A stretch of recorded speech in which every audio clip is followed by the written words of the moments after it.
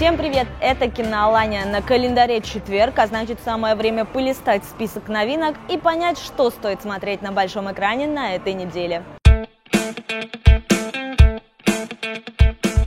И начнем мы с отечественного постапокалиптического боевика «Аванпост».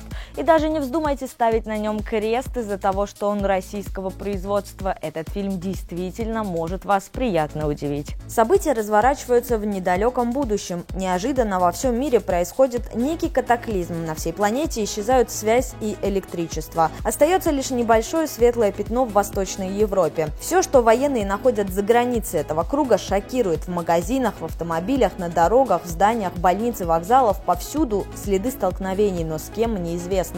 В центре событий отряды солдат спецназа, врачей и журналистов.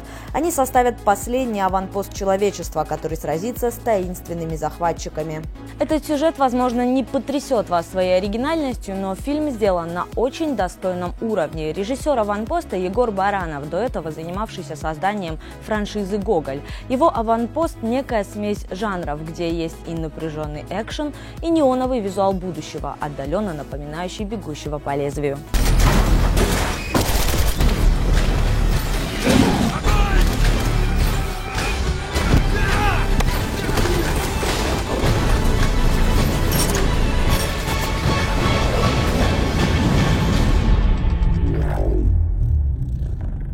Актерский составчик тоже подобрали неплохой. Сразу отмечу, Александра Петрова здесь нет. Зато есть Петр Федоров, Алексей Чадов и Константин Лавроненко, а также несколько еще незаезженных отечественных актеров.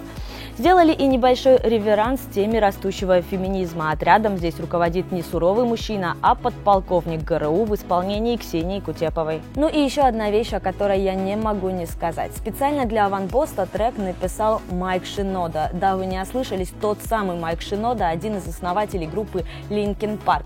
Трек называется «Fine», и он идеально передает напряженное и тревожное настроение фильма.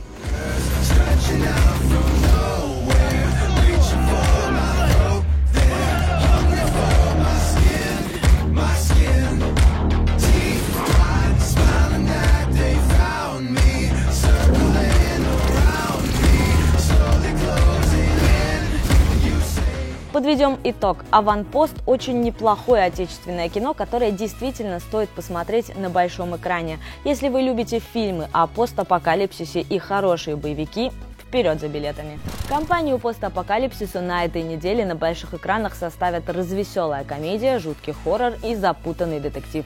О каждом из этих фильмов сейчас расскажем подробнее. Итак, в кино стартует комедия «Давай разведемся». Успешный врач Маша полностью поглощена работой. За всеми медицинскими делами она просто не замечает, как к ней остывает ее собственный муж. И вот теперь он собрался уйти от нее. Причем не просто уйти, а еще и к молодой красотке-фитнес-тренеру. Но Маша не привыкла сдаваться. Она не готова отказаться от мужа и призывает на помощь полный боевой арсенал, включая потусторонние силы. А еще пускается в полный отрыв. Новая жизнь открывает перед ней и новые возможности. В кино также можно посмотреть ужастик «Обратный отсчет». Представьте, что люди создали новое приложение. Оно может предсказывать момент вашей смерти вплоть до секунды. И вот девушка по имени Куин узнает страшное. Ее жизнь оборвется меньше, чем через 3 дня. Сможет ли она избежать смерти, если обратный отсчет уже начался? А еще 23 ноября в кинотеатрах стартует детектив «Достать ножи». История начинается, когда известного автора криминальных романов Харлана Тромби находят мертвым в его имении сразу после празднования его юбилея. За расследование дела берется обаятельный и дотошный детектив Блан в исполнении Дэниела Крейга. Под подозрением все члены семьи Харлана и вроде как преданный ему персонал. Мотив есть у каждого, осталось выяснить, кто все же убил писателя. Кстати, в фильме целый набор топовых актеров. Помимо Крейга здесь появляются Крис Эванс, Анна де Армас, Джейми Ли Кертис, Майкл Шеннон и многие другие. Ничего не зацепило? Тогда ловите другие фильмы, которые продолжают идти на больших экранах.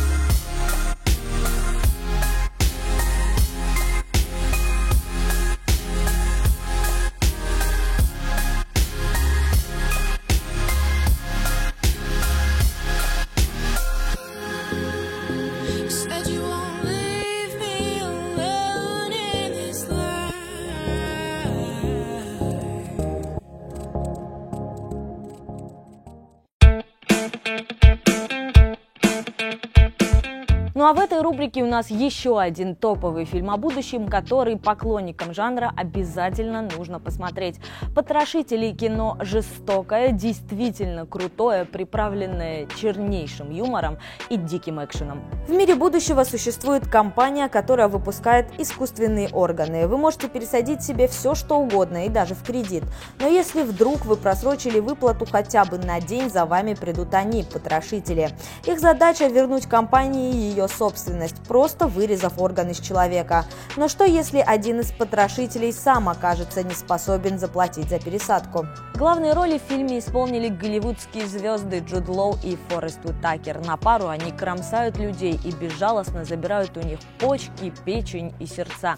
Совершенно дикие и лишенные сострадания. Пожалуй, Джуда Лоу в такой роли мало кто ожидал увидеть. В «Потрошителях» он полностью сбрасывает с себя образ утонченного эстета и милашки.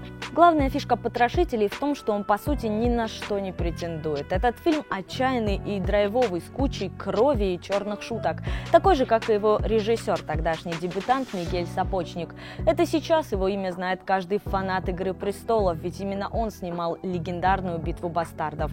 Сцены боев в «Потрошителях» не такие масштабные, но драку в коридоре вам обязательно нужно увидеть. Она точно напомнит вам об одном культовом фильме.